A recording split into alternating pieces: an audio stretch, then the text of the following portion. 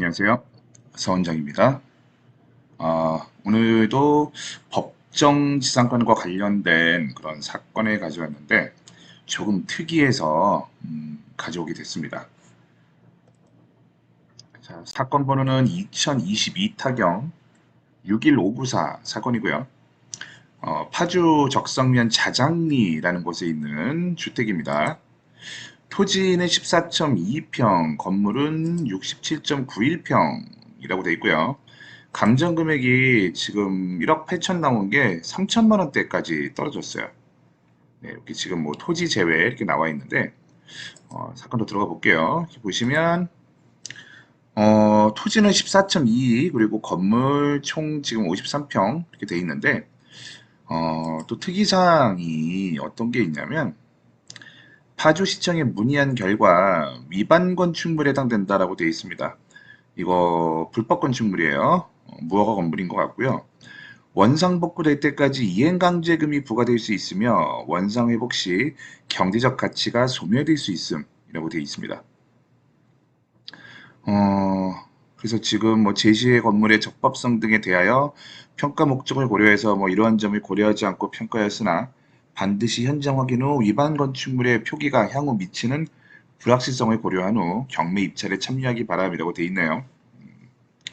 그래서 건축물 대장상 위반 건축물이라고 되어 있고 그리고 또 뭐 있게요. 뭐 어쨌든 뭐 이렇게 되어 있습니다. 자, 그래서 또 등기부 내용이랑 보면 우선 임차인은 없고 소유자가 전부 점유한다라고 되어 있고요. 건물 등기부 보시면 소유권 보전이 이혜택이라고 되어 있고 토지 등기부도 역시 이혜택이라고 되어 있어요. 그럼 건물과 토지가 지금 일괄 매각으로 다 나온 상태인데 어째서 법정지상권이 문제가 불거지느냐.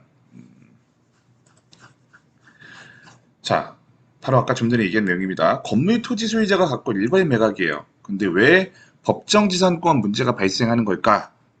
자, 그 이유는 뭐냐면 이 사건 내역을 제대로 아까 보셨던 분은 이미 아셨을 겁니다. 자, 보시면 토지는 자장리 3-5라고 되어 있고요. 건물은 자장리 3-4. 즉, 어, 건물이 있는 토지가 나온 게 아니라 건물이 있는 지번과 현재 경매 나온 토지 지번이 달라요. 전혀. 즉, 그 얘기는 뭐냐면 지금 법정지상권 관련 문제가 발생하는 거는 지금 이 3-4 건물이죠. 즉, 이 건물이 있는 토지, 3-4의 토지의 소유권이 다르기 때문에 발생하는 겁니다. 그래서 이거 같은 경우는 아까 지금 앞에 보시면 자, 맨 밑에 주의사항 보시면 건물에 대하여 건물 철거를 명하는 확정 판결, 건물 철거가 받았다고 되어 있어요. 자, 이미 건물 철거에 대해서 판결을 받은 겁니다. 지적도를 한번 봤더니 지금 경매 나온 토지는 이거예요. 아까 3-5 도로라고 돼 있었어요. 자, 이 도로만 나온 거고 3-4 지금 이 건물이 있는 지번이 여기인데 지금 여기는 토지 매각이 제외입니다. 그래서 현재 이 땅 소유자가 건물 철거에 대한 판결을 받은 거예요. 지금 땅 소유자하고 건물 소유자가 다르다는 얘기인데 그래서 땅 소유자가 누군가 해서 한번 등기부를 떼봤습니다. 보시면 자, 원래 땅 처음에는 이혜택 이 지금 경매 나온 토지하고 건물 소유자 이 사람이 가지고 있었어요. 그죠? 2003년도에. 근데 그 이후에 보면 지금 말소가 됐지만 2019년에 강제 경매가 신청이 됐었죠. 최경민. 그리고 결국 지금 소유권이 강제 경매로 난 매각 박대봉이라는 사람한테 왔습니다. 자, 이 박대봉이 바로 누구냐? 지금 강제 경매를 신청한 사람 있죠. 자, 그래서 이 땅 소유자가 지금 경매를 신청했는데 채권 금액이 보시면 얼마 안 돼요. 115만 2천 원입니다. 자, 이거는 뭐 때문에 발생을 했을까요? 네, 치료 때문에 발생을 한 거예요. 치료를 이유로 어쨌든 이 3-5 도로와 지금 이 건물 3-4 본인 소유 토지 위에 있는 건물에 대해서 지금 경매를 신청한 겁니다. 자, 그러면 법정지상권이 약간 성립이 안 됐다는 판결을 받았는데 과연 그게 맞는지 한번 제가 좀 등기부를 떼서 비교를 해봤습니다. 이 3-4 토지와 건물에 대한 등기부를 떼봤더니 토지는 이혜택이 2003년도 11월에 취득을 했고 그 이후에 2006년에 근저당이 들어왔어요. 그리고 건물에 대한 보전 등기가 2009년도 10월 달에 돼 있다고 돼 있는데 사실 이 상황이 맞다라고 한다면 당연히 법정 지상권은 성립이 네, 안 되는 게 맞습니다. 왜냐하면 근저당 설정 당시에 건물과 토지에 대한 소유권이 같아야 되고 그리고 당연히 건물이 있어야겠죠. 근데 지금 건물은 근저당 설정 이후에 들어왔으니까 법정 지상권에 대한 성립이 안 되는 게 맞아요. 근데 건물 상태를 보면 사실 등기는 2009년도에 됐지만 근저당이 설정되기 전에 건물이 있었을 수도 있거든요. 근데 이건 과연 그때 있었는지 없었는지에 대해서는 우리가 정황상으로는 알 수 없는 건데 어쨌든 이 건물을 이 땅을 낙찰 박대봉이라는 사람 받아서 결국 소송을 했는데 소송에서 결국 건물이 근저당 이후에 지어졌다라는 게 밝혀졌기 때문에 뭐 이겼다라고 저는 보여집니다.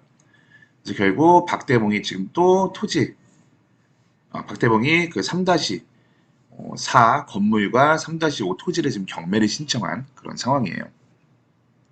저는 참 이해가 안 되는 게 이 최경민이라는 사람이에요.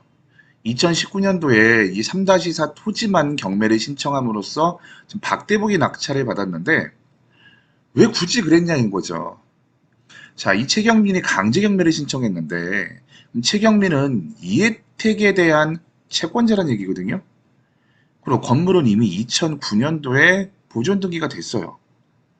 그러면 토지만을 경매 신청할 게 아니라 건물하고 토지를 같이 경매를 신청해야 본인도 채권 회수로 더 쉽게 될 건데 왜 굳이 이렇게 토지만 경매를 신청해서 건물은 법정 지상권이 성립이 안 되게 되는 상태로 놔뒀는지 이해할 수 없어요.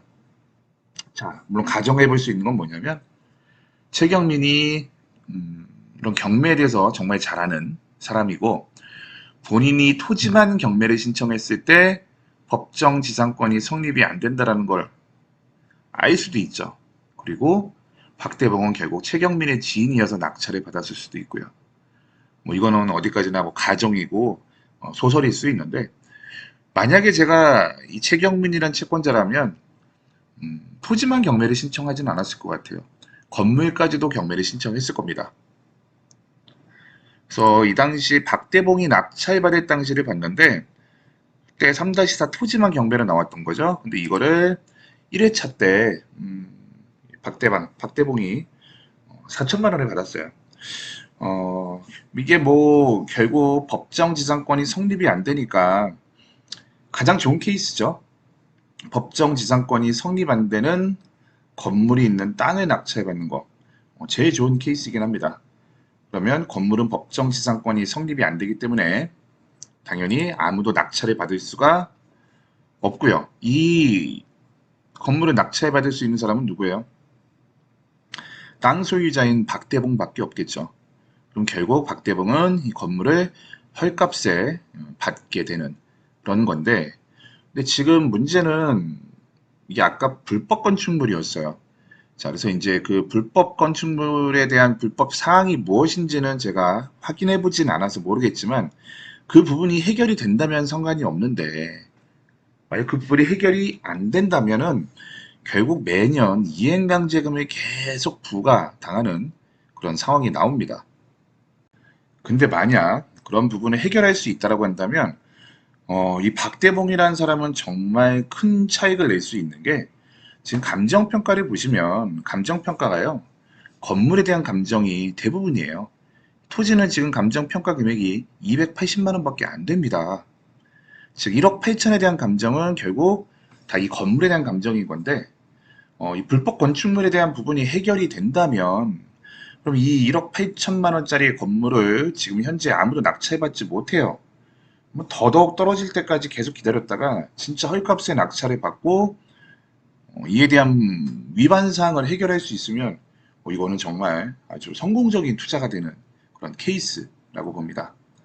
그래서 여러분들도 이런 법정 지상권이 성립 안 되는 건물이 있는 이런 토지 이거 같은 경우에는 정말 아주 베스트한 케이스가 될 것 같아요.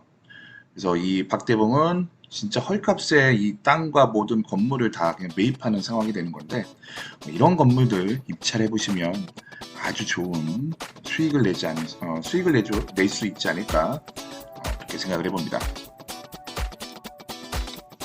오늘은 법정지상권 관련 사건 해봤고요. 여기는 오늘은 여기까지 하겠습니다. 다음 시간에 또 뵐게요. 안녕.